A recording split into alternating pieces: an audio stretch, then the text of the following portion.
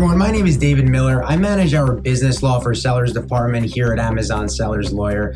Today I want to discuss valuing your business. Now, one way of valuing your business, and there are several, is called EBITDA. EBITDA stands for earnings before interest, taxes, depreciation, and amortization. This measures a company's overall financial performance. It really just measures profitability in sum. It's also an alternative to net income, but some people think it's misleading because it strips out capital investments such as property and equipment.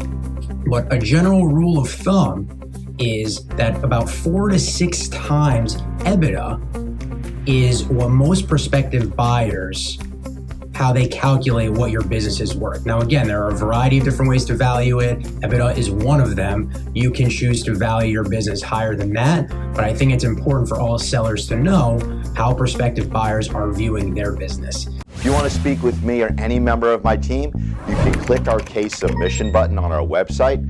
You can call me at 8779-SELLER, or you can just email me, cj@amazonsellerslawyer.com. If you have any questions about this, feel free to give us a call, 1-8779-SELLER. Thanks.